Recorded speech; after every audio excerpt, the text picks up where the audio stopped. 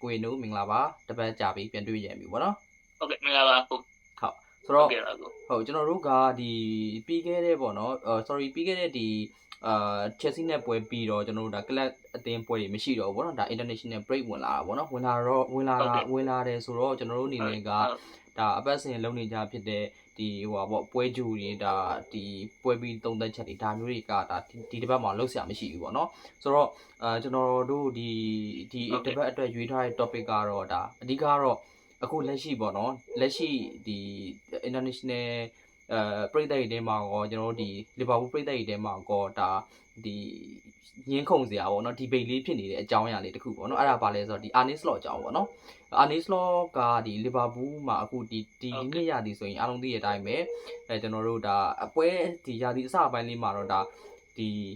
ီရလက်ကောင်းတွေယူလာနိုင်ပြီမြဲအခုနောက်ဆုံး3ပွဲဆက်ရှုံးခြင်းနဲ့အတူ PR တွေရောပြီးရင်ပြည်သက်တွေရဲ့ဝေဖန်တန်တွေရောကဒါရောက်လာခဲ့ပြီပေါ့နော်ဆိုတော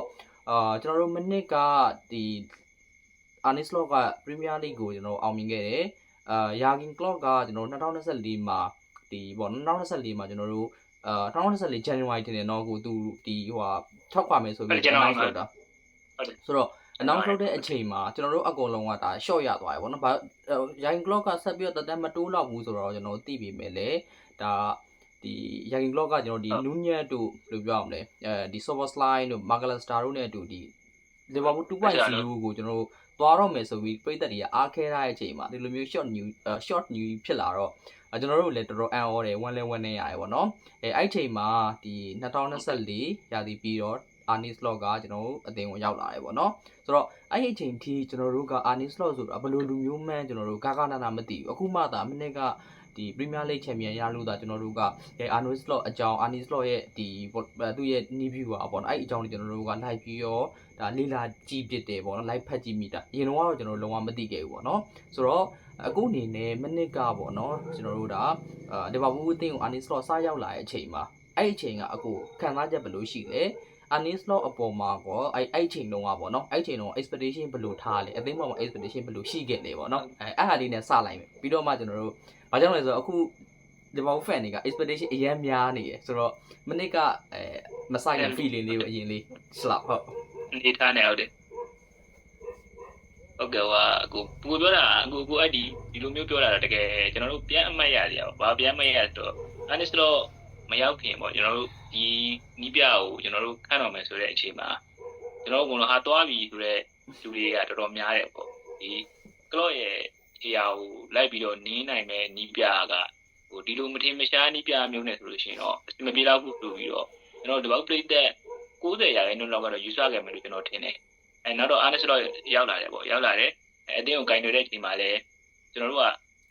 ဘာမျှော်လင့်ချက်မှသိပြီးတော့မထားဘူးပေါ့မထားဘူးဆိုတာနီးပြအတင်းနဲ့ဒါတော့အပြည့်ဝင်လည်းမရှိဘူးဒီလိုနေထားမှာကျွန်တော်တို့က1 to 4ဝင်ရုံလောက်ဆိုတော်ပြီကျွန်တော်ကိုယ်တိုင်လည်းအဲ့လောက်ပါပဲ1 to 4ဆိုတော်ပြီဒါပေမဲ့ကျွန်တော်ကတော့အဲ့ဒီတော့ကျွန်တော်တခုမျှော်လင့်နေတာကအပြောင်းလဲတွေကျွန်တော်မလုပ်တဲ့ဟာကိုကြိုက်တဲ့လူတွေမှာကျွန်တော်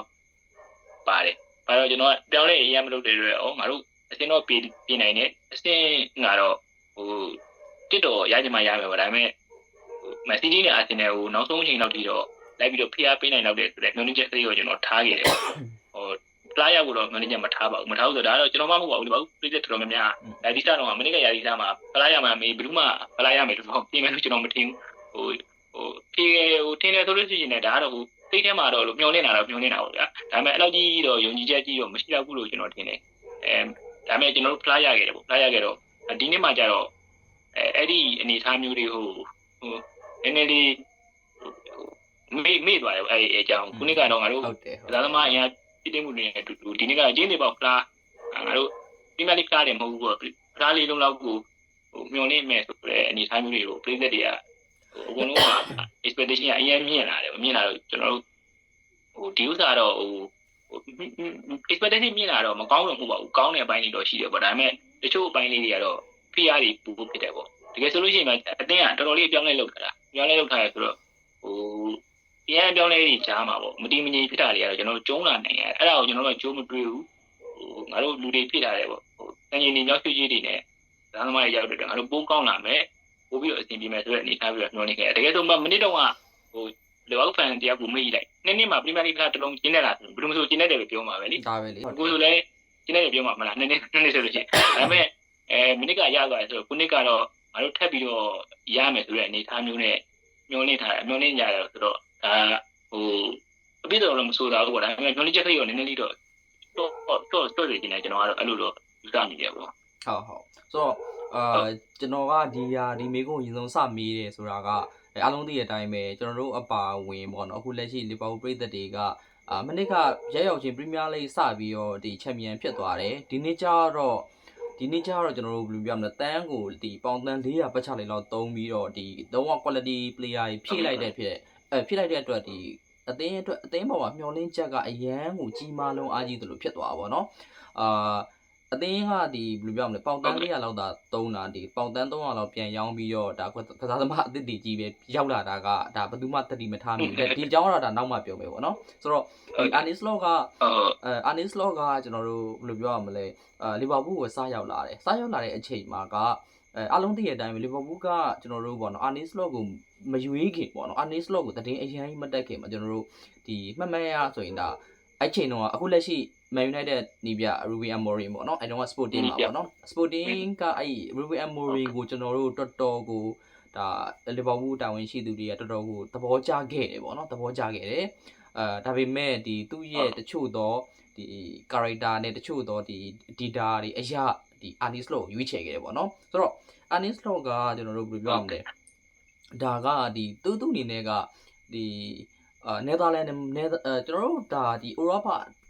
အတိုင်းဝိုင်းနဲ့ကျွန်တော်မြန်မာပြည်သက်ပေါ့နော်ဒီထိပ်သီး top 5 league မဟုတ်တဲ့အပြင်ဘက်ကဒီသူ့ကိုကျွန်တော်မြန်မာပြည်သက်တွေကတိတ်မသိတာဒီဥရောပအတိုင်းဝိုင်းမှာသူကနာမည်ရလာတဲ့လူငယ်နီးပြအဖြစ်သူတို့ကကျွန်တော်တို့ထင်ရှားတယ်အထူးသဖြင့်ကျွန်တော်တို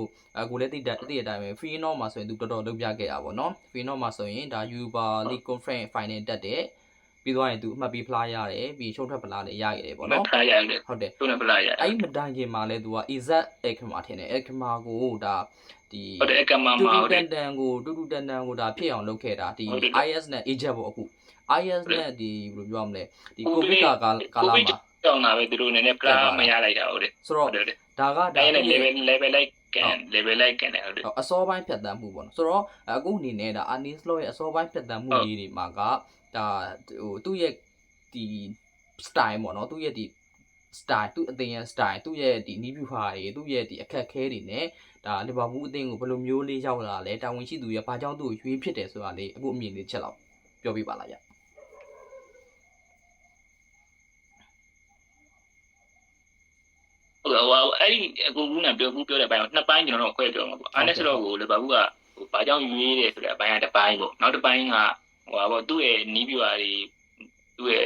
ကစားမှုတွေပါအဲ့အရာတစ်ပိုင်းပေါ့အဲ့တော့ကျွန်တော်ကအရင်ဆုံးအာနက်စလော့ရဲ့အခန်းကဏ္ဍပေါ့အခန်းကဏ္ဍကလီဗာပူးမှာလက်ရှိသူတာဝန်ကြီးနေရတဲ့အခန်းကဏ္ဍအဲ့ဒီအပိုင်းကိုတချို့ပြည်သက်တွေကဒီဘောက်ပြည်သက်တွေနည်းနည်းလေးသဘောမပေါက်တဲ့ခါလေးရှိတယ်ပေါ့အဲ့ဒါဟာလေကျွန်တော်ပြောရင်းနဲ့ဆိုတော့မနစ်တုန်းကအဲ့ကျွန်တော်တို့သူ့ကိုမခေါ်ခင်ချင်းတွေပဲကျွန်တော်တို့ပြန်သွားရမှာပေါ့သူ့ကိုမခေါ်ခင်ကျွန်တော်တို့ကအတင်းကပေါ့ကလော့ထွက်မယ်ဆိုပြီးတော့ကလော့ကသူအတင်းနဲ့ထွက်မယ်ဆိုပြီးကြီးညာလိုက်တယ်ကြီးညာတဲ့အချိန်မှာတပြိုင်တည်းလူပဲပေါ့မိုက်ကယ်ဝက်အတင်းကိုပြန်လာမယ်ဆိုပြီးတော့တတင်းကပါတခါလေးကျွန်တော်တို့ကြားရတယ်ဟုတ်တယ်အဲ့တော့မိုက်ကယ်ဝက်ပြန်လာမယ်ဒီမှာမိုက်ကယ်ဝက်ကဘာရသူနဲ့ပြန်လာမလဲဆိုတဲ့အနေထားပေါ့အဲ့ဒီမှာပေါ့ပုံမှန်ဆိုလို့ရှိရင်မိုက်ကယ်ဝက်ကကျွန်တော်တို့Sporting ကလော့နဲ့နည်းနည်းလေးအတင်းလေးဖြစ်ပြီးထွက်သွားတယ်ဆိုတာပရိသတ်တော်များများသိတယ်ပေါ့သူကပိုနေတိုက်ရသူနဲ့တာဝန်ယူပြီးတော့သူကလော့နဲ့အခြေတင်ဖြစ်ပြီးသူထွက်သွားတယ်အဲ့ဒီအချိန်မှာသူ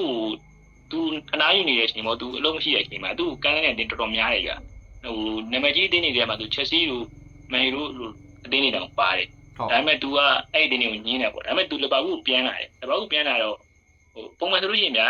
အလုပ်ထွက်သွားတဲ့သူတယောက်ကဒီယာရုနဲ့ပြန်လာမှာမဟုတ်ဘူးလေအဲ့တော့တော့သူဒီတက်မကတဲ့ယာရုပေးရတယ်လုတ်ပိုင်ဝင်အများကြီးပေးရတယ်အဲ့တော့သူပြန်လာတဲ့ယာရုက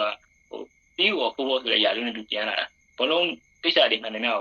်အရာသူစီမံခန့်ခွဲဝင်သူရတယ်ဆိုတဲ့ယာရုနဲ့နောက်တစ်ခါလီဗာပူးနောက်ပိုင်းနေမှာသူလုတ်ရှင်တဲ့အဲ့မာတီကလပ်မော်ဒယ်တွေပါသူတောင်းဝင်ရမှာဆိုတဲ့ပုံစံမျိုးနဲ့သူပြန်လာတယ်ပေါ့အဲ့ဒီအချိန်မှာသူကပြန်လာရင်သူအရင်ဆုံးဆက်လုပ်တဲ့လောက်ကသူ့လက်မှာထားမဲ့အားကားလိုက်တာသူရှာတယ်ပေါ့အဲ့ဒါတော့ဘုံမောက်တဲ့အသွားတိုက်တာအောင် Richard ကိုသူခန့်တယ် Richard ရဲ့တောင်းဝင်ရကြတော့ဒီအတင်းမှာစလော့ရဲ့ကလော့ရဲ့နေရာမှာအစားထိုးဖို့နီးပြကြတယ်အဲ့တော့သူတို့စလော့ကိုသူတို့ရွေးရပေါ့အဲ့မှာစလော့ရွေးတဲ့အချိန်မှာသူတို့ကဘာလို့စလော့ကိုရွေးတယ်ဆိုတဲ့ဟာကလည်း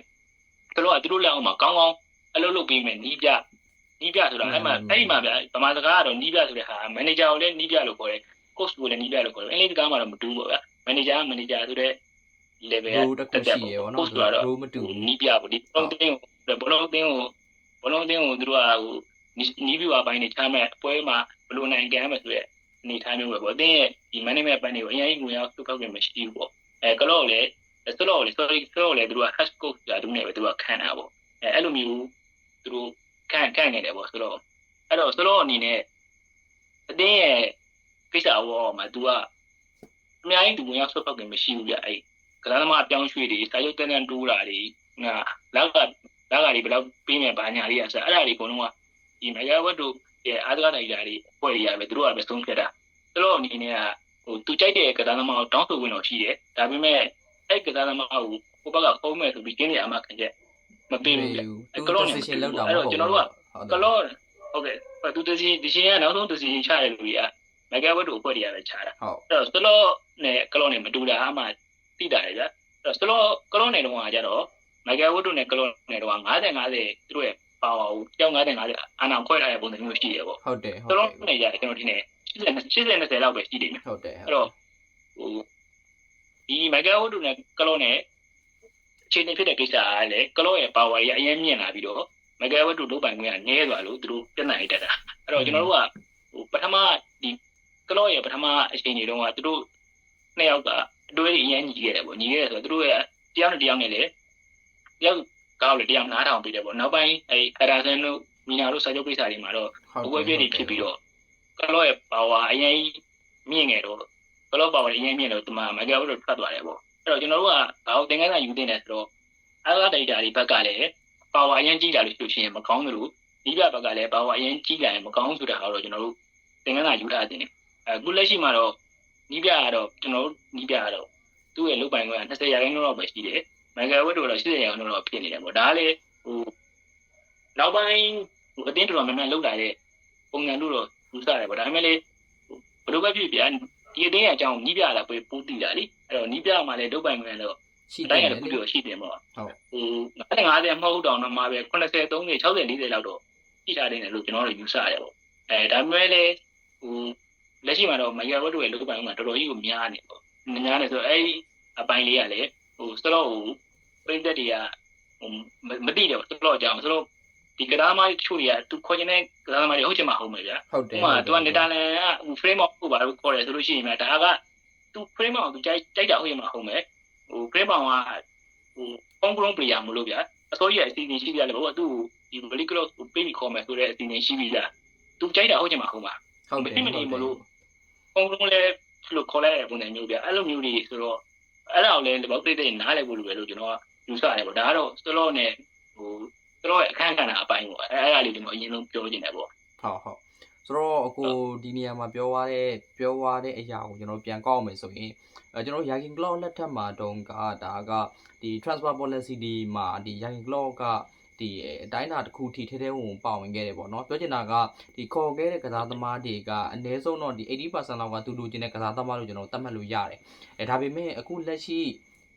ဒီ Arne Slot ကကြတော့အဲ့လိုမျိုးနဲ့အဲ့လိုမျိုးပုံစံမျိုးလုံးဝမဟုတ်ဘူးပေါ့နော်ဒီ Michael Edwards တို့အဖွဲ့က decision ချတဲ့ကစားသမားကိုသူကလိုက်သုံးနေရသူလိုဖြစ်နေရအဲ့ဒီဟာကဘာမှမြင်တာလဲဆိုတော့အခုကျွန်တော်တို့ဒီဘယ်လိုပြောရမလဲဒီ frame pound ကိုဆိုရင်သူလုံးဝတိတ်ပြီးတော့ယုံကြည်မှုမရှိသလိုကျွန်တော်ခံစားရတယ်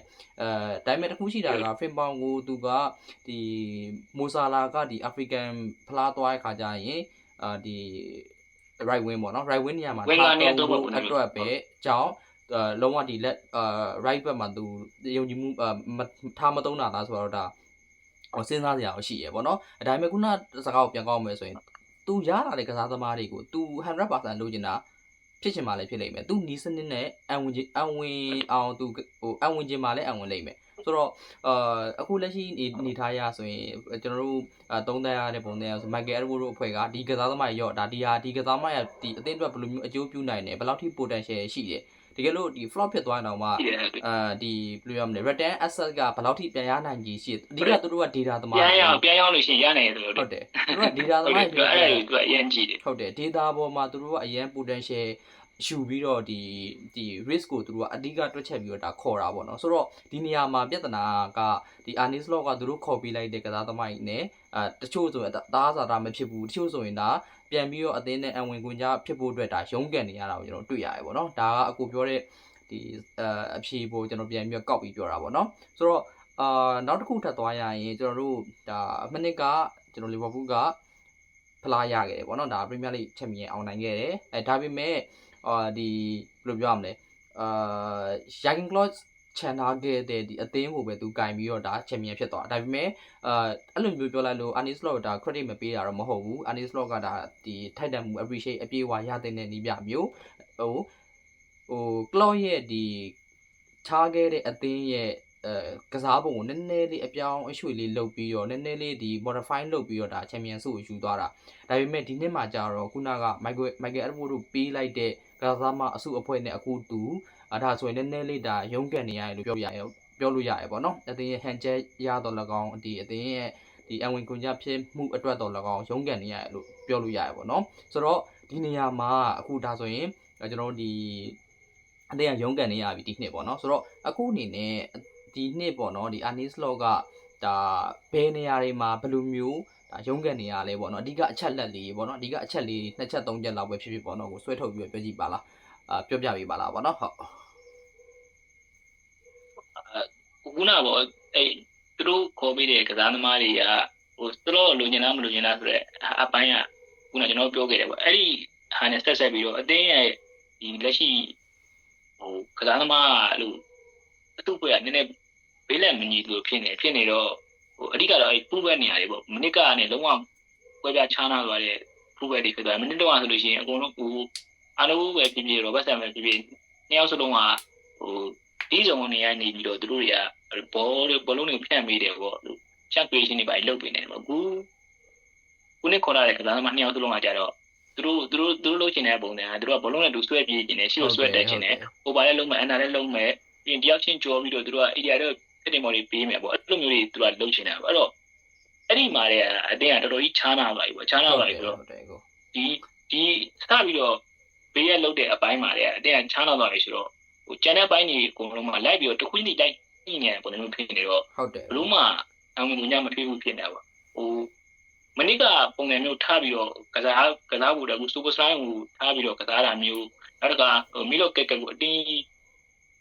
းသူမသိပြီးတော့မကျွမ်းကျင်တဲ့တက်စီပုံစံမျိုးကစားခိုင်းတာမျိုးလုပ်နေတာကြတော့လေဘလို့မှအစ်မပြေပြန်တော့ကက်ကက်လည်းခြေစဲမပြတ်နိုင်တော့တဲခင်ရတယ်ပုံစံမျိုးဖြစ်တော့စူပါစတာညာလည်းသူ့ရဲ့အချင်းတွေကိုဒီ right back နေမှာတော့ပြီးဖြုံးတင်းကြီးကဖြစ်နေတာပေါ့အဲ့လိုမျိုး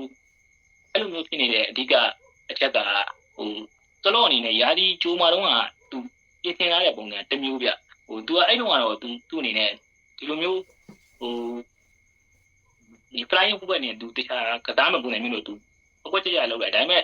အဲ့ဒီယာဒီဂျိုပြင်ဆင်မှုတွေမှာလည်းကျွန်တော် AC နဲ့ပွဲတင်နေဟုတ် transition နေရာကြီးကျွန်တော်ဘိုးလေးပေးရလေဖိုးထုတ်နေတာမျိုးရှုံးသွားတာဟုတ်တယ်ဒီအဲ့မှာနည်းနည်းလေးမထိန်နိုင်နည်းနည်းလေးလန့်သွားတာဟုတ်တယ်လီယိုမထိန်နိုင်တယ်အဲ့ဒီမှာသူနည်းနည်းလန့်သွားတယ်ထင်တယ်အဲ့မှာနောက်ပိုင်းပွဲတွေမှာကျတော့အဲ့လို flying ဘက်တွေနဲ့ကစားတဲ့ပုံစံမျိုးမသုံးမဲနဲ့နည်းနည်းလေးအဲ့လိုကက်ကက်တို့ပြင်းမောင်တို့ကစားမှုနည်းလေးပြင်းပြီးတော့သူကစားတော့အဲ့ကစားသမားတွေရဲ့အီအသွေးကိုသူကအကောင်းဆုံးသုံးလို့ရတဲ့သူကန့်တက်လို့ဖြစ်သွားပြီးတော့သူတို့မကျွမ်းကျင်တဲ့အပိုင်းမှာအတင်းကစားတိုင်းလို့ဖြစ်နေတော့နောက်ပိုင်းအတင်းကဘောလို့တယောက်ချင်းအားတွေနဲ့ဘောလို့ပြီးကဒီနေ့မှာနိုင်တာတော့ကြည့်ရဒါပေမဲ့ကစားပုံကဘလို့မှအဆင်မပြေဘူးအဲ့လိုမျိုးဖြစ်သွားတာအဲ့တော့အဓိကတော့ဒီဘေးရဆလုပ်တဲ့အချိန်မှာအားတွေကခုဘက်တွေရဲ့အင်းကြီးကစပြီးတော့အဆင်မပြေဘူးအဲ့လိုမျိုးစဖြစ်တယ်ပေါ့ဒါကတော့ပထမဆုံးအချက်လို့ကျွန်တော်ထင်တယ်ပေါ့နောက်တစ်ခုကတော့ကွင်းနယ်ပိုင်းပေါ့ကွင်းနယ်ပိုင်းကလည်းပုံမှန်ဆိုလို့ရှိရင် Grand Band နဲ့Magalista ကမိနစ်တော့လည်းတောက်လျှောက်တွဲပြီးတော့ကစားလာခဲ့တာပုံမှန်ဆိုလို့ရှိရင်သူနှစ်ယောက်ကအဆင်ပြေနေတယ်ဗျာကျွန်တော်ကဖလိုသူနှစ်ယောက်နဲ့တွဲပြီးတော့ကစားရဲဆိုတာအဆင်မပြေဘူးပါညာဖလိုရှင်းပြနိုင်ဘူးတကယ်ဆိုလို့ရှိရင်ဗျာဒိုကလောကစားတဲ့အတင်းနေတယ်ဆိုလို့ရှိရင်ဖလိုရဲ့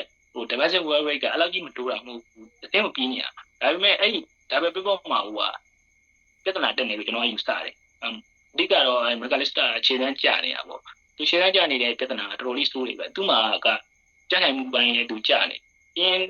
မိနစ်တော့ဆိုလို့ရှိရင်ဒါမက်ကလစ်စတာရှိကျွန်တော်တို့ကအများကြီးရတယ်ဗျဟုတ်တယ်အဓိကတော့ तू ကအဲ့ဘောင်းဝင်းနေလုပ်တဲ့အပိုင်းတော်တော်ကောင်းနေဗျ तू ဘုံလုံးလူယူတဲ့အပိုင်းเนี่ยတော်တော်ကောင်းနေဟုတ်တယ်ဟိုပြန်မဲ့ကိုဟို crime back ကကြတော့ intersection တွေမှာပဲလောက်တာများရယ်လေဘလုံးအရင်လူတာမို့ तू ကကြတော့လူဝင်းလုံးမျိုးလူတာတော်တော်ကောင်းတယ်ကိုနေ့မှာတော့အဲ့အပိုင်းနေမကလေးစားရှိတာဘာမှကျွန်တော်မမြင်ရဘူးဟိုသူရှိကဟိုတော့ဗျာကျွန်တော်တို့ဒီနည်းနည်းဘလိုနိုင်ပြောရက်ွက်ထဲမှာဟိုဘလုံးကန်နေရကွင်းလေလူတယောက်တိုင်းဟိုဘက်ပေဒီဘက်ပေအဲ့လောက်ပဲပြီးနေတဲ့ပုံစံမျိုးဖြစ်နေသူရှိကကျန်တဲ့အပိုင်းတွေကျွန်တော်တို့ကဘာမှမမြင်ရဘူးဖြစ်နေတယ်အဲ့တော့ကျွန်တော်တို့အဲ့ direct paper မှာလည်းပြဿနာအကြီးကြီးတက်နေလို့ယူဆတယ်အဲ့ကျွန်တော်ကတော့နှုံနေတာက super slide နဲ့ ground back ကိုပြန်တွဲလိုက်တွဲပြီးတော့ဒီ web နေရာမှာတော့ကျွန်တော်တို့ဟို frame အောင်မတုံးညင်ဘူးလို့ရှိလို့ရှိရင်လည်းကိုမက်ကိုတုံးရင်တုံးပေါ့ဒါတော့ကိုမက်ဆိုလို့ရှိလို့ရှိရင် profile နဲ့လည်းပို့ပြီးတော့ကြိုက်သွားမယ်နောက်တစ်ခါဟို ဖေးလက်လည်းပို့ပြီးတော့ညီးသွားမယ်လို့ကျွန်တော်ယူဆတယ်ပေါ့မီတော့ကက်ကက်လည်းဟိုဘာလဲအနေနဲ့ပို့လို့ရသွားမယ်အဲ့လိုဆိုလို့ရှိလို့ရှိရင်ဒါလေးကအတိုင်းအတာတစ်ခုပြီးတော့ကျွန်တော်အသင်ပြေသွားမယ်လို့ယူဆတယ်ဒါပေမဲ့လည်းပြဿနာတစ်ခုရှိတာကကိုမက်ကိုတုံးလိုက်လို့ကိုမက်တာနားသွားလို့ရှိရင် TV ညာအတွက်အရင်လုံးလုံးမရှိတော့ဘူးတော့အဲ့ဒီပြဿနာကလည်းသူတို့ထည့်ပြီးတော့စဉ်းစားနေရတယ်လို့ကျွန်တော်ယူဆတယ်ဗျအဲ့ဒါအကြောင်းလည်းမသုံးလာတော့မသိဘူးဟုတ်လိုမျိုးလို့ကျွန်တော်ယူဆတိုင်းစစ်ပိုင်းကတော့ဗျာဟိုဒီကွင်းလည်နဲ့ခန်းချင်းတွေကအင်ပြေးလာလို့တိုင်းစစ်ပိုင်းကသူ့လိုလိုအင်ပြေးသွားလိမ့်မယ်လို့ကျွန်တော်ယူဆတယ်ဘာလို့လဲဆိုတော့တိုင်းစစ်ကကစားမိုင်းအကုန်လုံးကဟိုဘုံကအီဒူးစီဗီတာကစားမိုင်းတွေကြည့်ပဲဗျာသူတို့ကဒီကွင်းလည်နဲ့ခန်းချင်းတွေကအင်မပြေလို့သူတို့ရှိကိုဘလုံးတွေမရလို့သူတို့လောကတိုင်းကခန့်တယ်လို့ကျွန်တော်ကတော့ယူဆတယ်ဟုတ်တယ်ကောဟုတ်ဆိုတော့ဟိုအကိုပြောတဲ့ဟာကိုကျွန်တော်ပြန်ပြီးတော့ဟိုဖြစ်တွေးကြည့်လိုက်တော့ဗောနော်ကျွန်တော်တို့ကအခုလက်ရှိဗောနော်ထားပါတော့ဒီအဓိကကျွန်တော်မြင်တာဗောနော်အဓိကကျွန်တော်မြင်တာကဟယ်လိုကိုကြားလားဟုတ်ကြားဟုတ်ခဏ line ပြောက်ပါလေဟုတ်ကျွန်တော်မြင်တာကဒီဘယ်လိုပြောရမလဲဟုတ်အဲ့ဒီကျွန်တော်မြင်တာဘယ်လိုပြောရမလဲခုနကဗောနော်ဒါ fullback အဓိက fullback ပေါ့နော်ဒီ fullback 2ယောက်ကြောင့်အသင်းရဲ့ဒီ hand jack ကဒီအဲ့ fullback 2ယောက်ကိုလိုက်အဲ့ playing style ကိုလိုက်ထိန်းနေပဲ hand jack ကပြန်ပြတ်တယ်လို့ဖြစ်နေရလို့ကျွန်တော်ခံစားရတယ်အထူးသဖြင့်တော့ဟိုအကိုခုနပြောတဲ့မှာလည်းပါပြီးသွားပြီဒီ Carcass တို့ဒီ frame bound တို့ဆိုတာကဒီလုံးဝအရှိကိုဒီဘောကိုဒီလုံးဝအရှိကိုပဲသူတို့နဲ့တူဆွဲပြီးတော့ဒါတက်ချင်တဲ့ကစားသမားတွေဆွဲပြည့်တယ်ဒုတိယနဲ့သူ1 to 12ပြီးတော့ပဲဖြစ်ဒါမို့သူတကူတော်ပဲဖြစ်အဲ့လိုမျိုးဆွဲတက်ပြီးတော့မှဒီဘယ်လိုပြောရမလဲဟိုဘက်ဒီပြိုင်မဲ့ area box နားရောက်မှဒီဖြတ်တင်တာလှုပ်ချင်လှုပ်ဒါမှမဟုတ်သူအတွင်းနဲ့တိုးဝင်အဲ့လိုမျိုးသူတို့ကလှုပ်ချင်တဲ့ကစားသမားတွေမနစ်ကကြတော့ကျွန်တော်တို့ကအဲ့လိုမျိုးမဟုတ်ဘူးမနစ်ကမှမဟုတ်ဘူးကျွန်တော်တို့ဒီ claw ရဲ့ပေါ့နော် claw ရဲ့ဒီရာကင် claw လက်ထက်ကအောင်မြင်မှုတွေယာတော့ဆိုရင်လည်းအဲ့လိုမျိုးကဆော့စောက်တာမဟုတ်ဘူးကျွန်တော်တို့ကဒီဘယ်လိုပြောရမလဲ Alexander Arnold တို့ဒီ Robertson တို့ဆိုတာကဟိုးဒီပြန်မဲ့ area ပေါင်းနာထိသွားပြီးတော့ဆွဲပြနေစရာမလိုဘူးပြန်မဲ့ရဲ့ဒီ wide area အထိကိုသွားနေစရာမလိုဘူးသူတို့ကလုံးဝ early cross တွေတင်မယ် long pass တွေပေးမယ်ဒီလိုမျိုးနဲ့ပဲကျွန်တော်တို့ကသွားနေရဆိုတော့အခုလက်ရှိကျွန်တော်အမြင်ရဆိုရင်ဒီထားပါတော့ဒီ frame mount ဘက်ကိုပဲပြောကြည့်မှာပေါ့နော် frame mount ပဲဖြစ်ဖြစ် Bradley ပဲဖြစ်ဖြစ်သူတို့ကအရှိကိုဆွဲတက်နေတော့ဒီမိုဆာလာလောက်ကပြောက်တယ်လို့ဖြစ်နေတာမိုဆာလာလောက်ကမဲ့အလုပ်ကိုသူတို့ကလုံနေတယ်လို့ဖြစ်နေတာကျွန်တော်စိတ်ထင်ပေါ့နော်သူတို့ကရှိကိုဆွဲတက်တယ်မိုဆာလာသူတို့ကိုပြန်တွဲပြီးရမဲ့လူပုံစံမျိုးဖြစ်ပြီးတော့ဒီ middle third နေရာတွေဒီ deeper zone ဒီမှာပဲနေရာယူပြီးတော့ဒါအရှိကိုမရောက်ဘူးဖြစ်နေတာပေါ့နော်ဒီကိန်းကနန်းနေရာဆိုလို့တော်တော်လေးကိုမိုဆာလာကျနေရမျိုးတွေ့ရတယ်ပေါ့နော်ပြန်မဲ့ area box ထဲမှာဒီဘောလုံးထိချက်တွေကန်ချက်တွေပြီးသွားရင်ဒီသူ pass လက်ခံတဲ့ပုံစံအကုန်လုံးဒါကိန်းကနန်းနေရတော်တော်ကျနေရမျိုးတွေ့ရတယ်ပေါ့နော်ဆိုတော့ဒီ fullback 2ယောက်ရဲ့ဒီဘယ်လိုပြောရမလဲ fullback 2ယောက်ရဲ့အခန်းကဏ္ဍကအရန်ကိုအရေးကြီးသွားပြီပေါ့နော်အရေးကြီးပြီးတော့ဒီသူတို့2ယောက်ရဲ့ပြောင်းလဲမှုကပဲအသင်းရဲ့ balance ကိုမညီဘူးလို့တော့ကျွန်တော်ခံစားရတယ်ပေါ့နော်ဆိုတော့ဒီနေရာမှာကျွန်တော်ဒါဘယ်လိုပြောရမလဲနည်းနည်းလေးပေါ့နော်မေးဟိုဖြစ်ချင်တာကဒီ Alexander Arnold effect ကိုကျွန်တော်တို့ကဒါခံစားနေရပြီလားပေါ့နော်ဒါကျွန်တော်တို့ဒီနိုင်ငံတကာ bandage တွေလည်းဒါပြောတယ်ပေါ့နော်ပြောနေကြတယ်သူတို့ဆွေးနွေးညှင်းခုန်နေကြတယ်ဆိုတော့လေဒီ Alexander Arnold ရဲ့ effect ကိုကျွန်တော်တို့ဘာဘူးစပြီးခံစားနေရပြီလားပေါ့အဲ့ပေါ်လေးတစ်ချက်တော့ကိုအာနိုကမိနစ်တုန်းကလေအာနိုရဲ့အခန်းကဏ္ဍကတော့သူတို့ကတော်တော်လေးချော့ချလာတာကျွန်တော်တို့တွေ့ရတယ်အာနိုဟိုမိနစ်60လောက်ဆိုထုတ်ပလိုက်တာတို့ခုနအာနိုမပါဘဲနဲ့ကစားတဲ့ပွဲတွေမိနစ်ကသုံးပုံတပုံလောက်တော့ရှိမယ်ဒီနေ့ကျွန်တော်မှတ်မိတာဆိုတော့ မနေ့ကလက်တော်လေးကစားရတာယူအဲ့တော့မနေ့တော့ကတော့အာနိုးမပါတဲ့ပွဲတွေမှာလည်းဗဒရန်ကျွန်တော်အသင်ပြေးခဲ့တာပဲလေခုနေ့မှာအာနိုးမရှိဘူးဆိုလို့ရှိရင်မရှိလို့အသင်ပြေဘူးလို့တော့ပြောရတာတော့နည်းနည်းလေးတော့ခက်တယ်ပေါ့ဒါပေမဲ့လေအာနိုးရဲ့အခန်းကဏ္ဍကတော့နည်းနည်းတော့အခန်းကဏ္ဍတော့မဟုတ်ပါဘူးအာနိုးကဒီတောက်ချောက်လဘာဦးရဲ့ဒီ ကိုရင်းအဲ့ဒါမှာတောက်ပါခဲ့တယ်မှာဆိုတော့သူကပေါင်းခဲ့တာယူတော်လေးကောင်းတယ်နောက်ပြီးတော့သူနဲ့အဓိကတွဲပြီးတော့စော့တာစာလာကလည်းသူနဲ့ပွဲပေါင်းများများသာတွဲစော့လာတာယူသူ့နောက်မှာစာလာနောက်မှာအများနဲ့အာနိုးကရှိတဲ့ပုံစံမျိုးနဲ့ကျွန်တော်တို့ပွဲပေါင်းများများသာကြည်လာခဲ့တယ်ဒီအတွဲကလည်းကျွန်တော်ထင်တယ်အဲ့အချက်လက်တော်တော်များများမှာသူတို့နှစ်ယောက်အတွဲကတော်တော်လေးကိုမြင့်နေဗျအမှ1-2ရိုက်တဲ့ဟာတွေပါသူတို့ရှင်သူတို့နှစ်ယောက်အတွဲကအများဆုံးလားမသိဘူးအဲ့လိုမျိုးလေးအချက်လက်တွေနောက်တစ်ခါဘောလုံးပေးတာတွေနောက်သူတို့တွဲပြီးတော့ကစားတဲ့ပုံစံတွေကတော်တော်လေးကိုမြင့်နေအဲ့တော့ဒီလိုမျိုးအာနိုးမရှိလို့ကစားဝတ်တစ်ခုလုံးကြီးအဆင်မပြေတာထက်အာနိုးမရှိလို့စာလာအဆင်မပြေတာလို့ပြောလို့ရှိလို့ရှိရင်တော့ကျွန်တော်တို့လက်ခံတယ်တော့လက်ခံနိုင်မယ်ဘာလို့ဆိုတော့စာလာနဲ့အင်းပြီးတော့ stop ခဲ့တော့ပြီးတော့စာလာရဲ့အဓိကသူ့ရဲ့ပုံစံကလည်းသူကစာလာအလိုက်တင်တော့ပြောင်းလဲနိုင်နေပြီဘာလို့ဆိုတော့ဒီလိုမျိုးflying web နဲ့တော့သူတွဲပြီးတော့မကစားဘူးတော့မဟုတ်ဘာလို့အရင်တော့အာနိုးနဲ့ဘာပဲဆန်နဲ့ flying web ပုံစံမျိုး stop ခဲ့သေးတာယူဟုတ်တယ်ဂျိုင်းကလောရဲ့တော့ပြီးတော့ဆော့တာသူတို့တော့သူတို့နှစ်ယောက်ဆိုတော့ရှေ့ထိတက်ပြီးတော့ဆော့တယ်အဲ့တုန်းကကျတော့